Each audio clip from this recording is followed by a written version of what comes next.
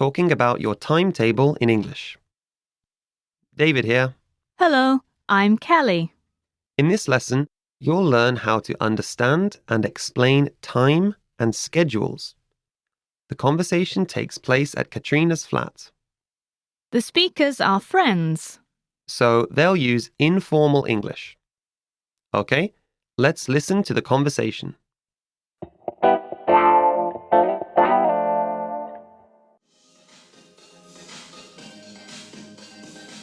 Do you have your university timetable yet? Yeah, I got it yesterday. My classes start on Monday in the main lecture hall. Do you have many classes? I have 2 classes every morning and 1 every afternoon. What time do your classes start? They start at 9:30 in the morning. It's a 1-hour-long class.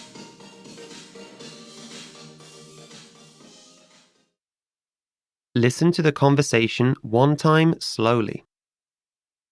Do you have your university timetable yet?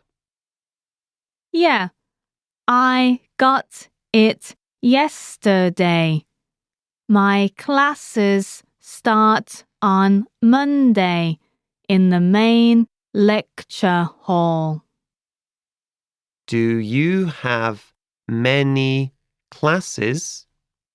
I have 2 classes every morning and 1 every afternoon. What time do your classes start? They start at 9:30 in the morning. It's a 1-hour-long class.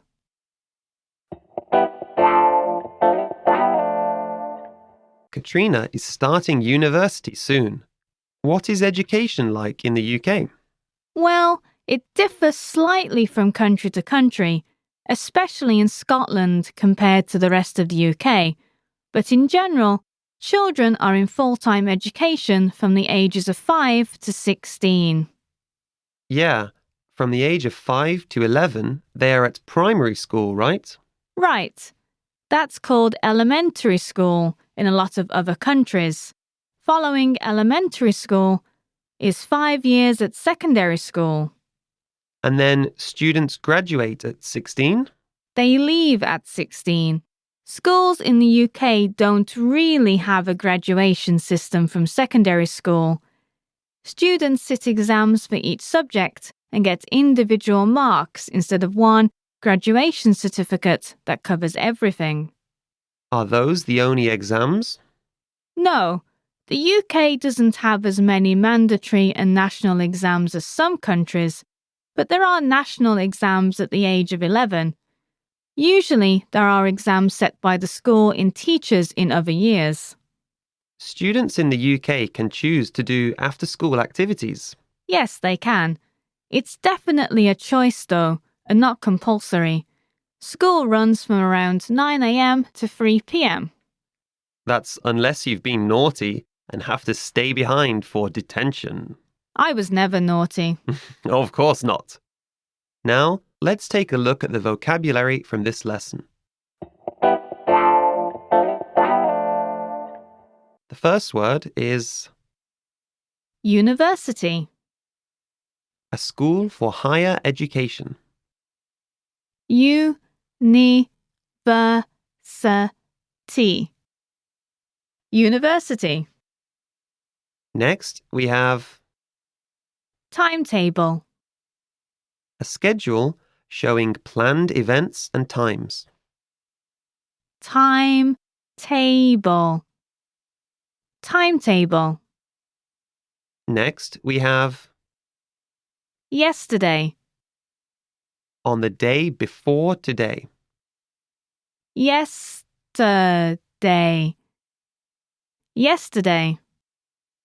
Next, we have To start. to begin, to initiate. To start. To start. Next, we have Many. consisting of a large amount. Many. Many. Next, we have Morning. the earliest part of the day, the period of time early in the day, after the night and before midday. Morning. Morning. Next, we have Afternoon. the middle part of the day, after 12 p.m. and before 5 p.m. The time period after midday but before evening. Afternoon. Afternoon. Next, we have Long. not short, of great length. Long. Long. And lastly, Hall. a corridor or passageway in a building. Hall. Hall. Let's have a closer look at the usage of some of the words and phrases from this lesson. The first word is Lecture hall. meaning the room in a university where lessons are given. Universities don't have classrooms in the same way that schools do. Instead, university students sit in big halls that have rows of seats and listen to the professor give a lecture. So that's why it's a lecture hall. But what about the word hall? Isn't that usually used for corridors? It can be, but it can also mean a large room for gatherings, and that's how it's used here. So it's literally a large room where students listen to a lecture. Yeah, that's basically it. The seating is often on different levels too, so that every student can see the professor. Can you give us an example using this word? Sure. For example, you can say, "It was so warm in the lecture hall that I fell asleep." Which means it was so warm in the room where the lecture was given that I fell asleep. Okay, what's the next word? 1 hour long. Meaning something that lasts for 60 minutes. 1 hour is, of course, 60 minutes. That's right. Long is an adjective, and it can mean something that has a great length, like a long bridge, or something that lasts for a considerable amount of time, like a long film. But in this case, When used with a specific time, like 1 hour, it means exactly. so 1 hour long means 1 hour exactly. Yes, you can change the time period, such as 5 minutes long or 3 years long. Can you give us an example using this word? Sure. For example, you can say, "The news program tonight is a 1 hour long special." Which means the news program tonight will be on air for 60 minutes. Now, on to the lesson focus. In this lesson, you'll learn about understanding and explaining both time and schedules. Let's look at adverbs of frequency. Adverbs modify or describe verbs. We already know that, right? Right. But adverbs can also explain the frequency or how often something is done. They're used like any other adverb by being placed before the verb. What are some adverbs of frequency? Okay. Always. For example, I always listen to music before bed. How about often? Yep, I often sleep late. Do you? All the time. But sometimes adverbs modify the verb to be, and in that case they are after the verb. I think we need some examples of that. I am always tired. Here, to be is conjugated into am and followed by always. Another example is, she is frequently angry. This time it's is, followed by frequently. Now, in the dialogue, Katrina says, I have 2 classes every morning. Ah, yes. Every is an adjective, not an adverb, but it can still be used to describe frequency. This time it's after the verb have. I eat breakfast every morning. Or I watch TV some evenings. So there are both adverbs and adjectives of frequency. There are. We can also use prepositions to help.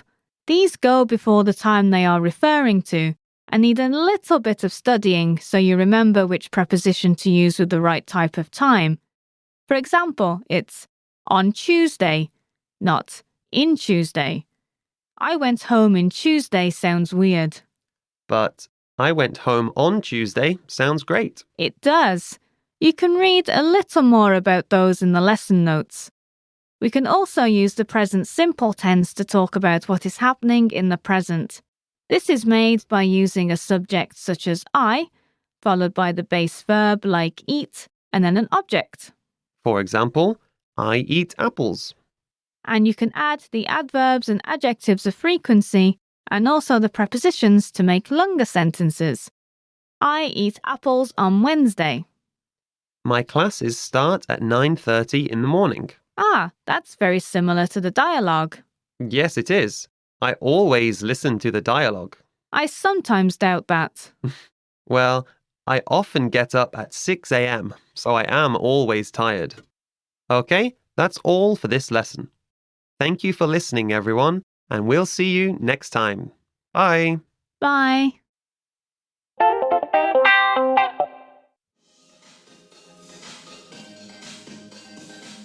Do you have your university timetable yet? Yeah, I got it yesterday. My classes start on Monday in the main lecture hall. Do you have many classes?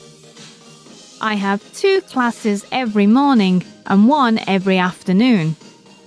What time do your classes start? They start at 9:30 in the morning. It's a 1-hour long class.